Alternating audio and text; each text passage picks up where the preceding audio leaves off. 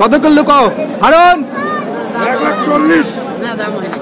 এই কি ব্যাপার আবার দাম হয়নি মানে? এটা কি না না এটা নীতি আমি না 1,40,000 এদিকে আয়। এটা কি ধরনের কথা? তুই যেটা দাম হয়নি ওটা কথা দিলে দাম হয়নি এখন তুমি একবার ভালো করে একটা জাস্ট করে নিলাম। না না তুই এখনো দাম করে তুই 40 করলো, এখন আবার তুই আবার উল্টালো কেন? হ্যাঁ কি সমস্যা ভাই? আর কি সমস্যা? সমস্যা নেই আমার মহাজন আচ্ছা ওই দেখুন না চলো দেখাও তো কি তুই কি খুব কষ? আমি কমা বাজারের অবস্থা কি সেটা কথা? বাজারের অবস্থা একদম করুন, কোনো গরু বিক্রি হচ্ছে না, খালি দাম ধরিয়েছে। এখন পর্যন্ত সেই নামাজের আগে আমি আসছি, গরুওয়ালা গরুর দাম ছাড়তেছে না। এত করে বলতেছে যে বৃষ্টি নামবে, তাড়াতাড়ি গরুলা বিক্রি করে আমরা নিয়ে চলে যাই।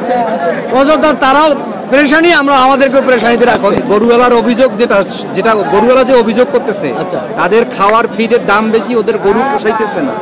মানে যে পরিমাণে ওরা গরুর পিছনে ইনভেস্ট করছে, সেই দিক থেকে ওদের গরু মানে বিক্রি আপনারা যে দাম করতেছেন সেটা ওদের জন্য পোষাচ্ছে না। এটাকে আপনি কিভাবে দেখতেছেন? এটা তো এখন বিষয়টা হচ্ছে কি, আমরা তো বর্তমান বাংলাদেশের যে প্রেক্ষাপট, মানে ঠিক জাস্ট যেটা সঠিক কথাটা বলতে গিয়ে আমি এই হাটেও থাকতে পারবো না।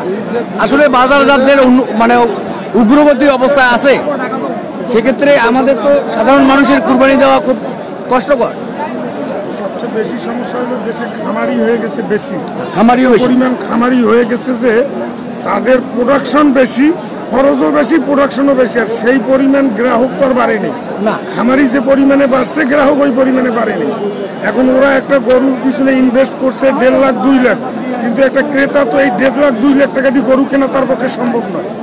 এখন উভয়ে ক্ষতিগ্রস্ত, এই আর কি।